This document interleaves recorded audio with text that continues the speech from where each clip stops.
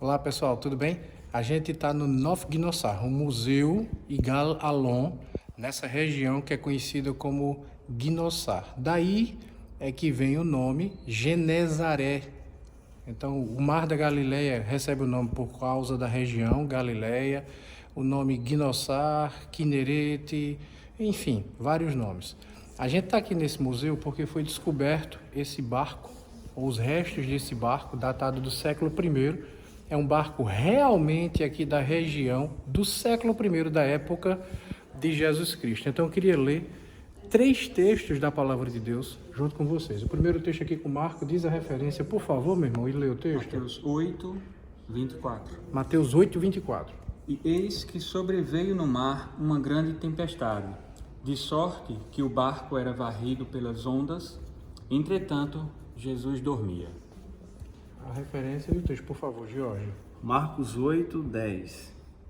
Logo a seguir, tendo embarcado, juntamente com seus discípulos, partiu para as regiões de Dalmanuta.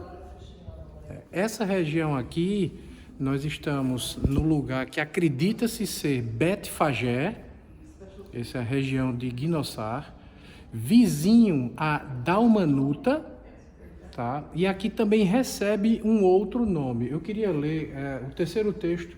Mateus 15, 39.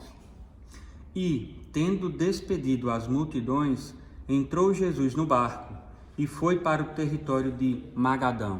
Magadã, que é Magdala. Nós estivemos lá agora há pouco. Então, toda essa região em que nós estamos, onde este barco foi encontrado, por isso que o apelido desse barco é o barco de Jesus, né?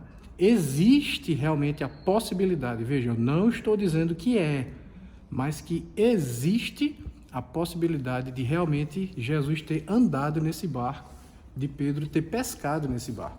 Nós sabemos que a quantidade de pescadores aqui naquela época era muito grande, mas existe a possibilidade. O barco foi encontrado aqui nesta região, a região de Magadã, a região de Gnossar, Genezaré, né, a região que também é identificada como Betfagé, e são essas as expressões que os textos bíblicos nos falam, que Jesus pegava o barco e vinha para essa região. Então veja que possibilidade nós temos agora.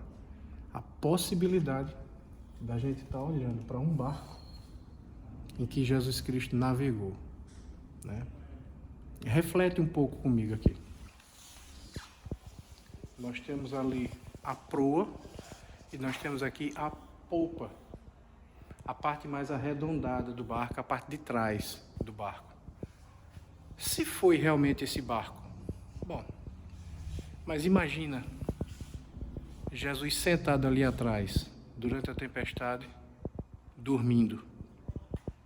Imagina outro momento, os discípulos no barco, navegando no Mar da Galileia, e Jesus se aproximando, caminhando em cima da água. Imagina uma outra situação em que nós lemos aqui o texto também, em que Jesus Cristo entrou no barco e navegou e veio do outro lado da região que hoje nós conhecemos como as colinas de Golã, do outro lado até aqui, a região de Betfagé, Gnossar, Magadã. Imagina que coisa, que possibilidade. Imagina o Senhor Jesus Cristo tendo se feito carne e habitado entre nós. Se diminuiu a figura humana, humilhou-se a si mesmo. Será que esse é o barco de Jesus? A gente não sabe. Mas esse barco nos ajuda a refletir, a meditar, a imaginar muita coisa que a palavra de Deus nos diz. Fica com essas imagens aí e reflete um pouquinho nos textos do Novo Testamento que nós lemos agora.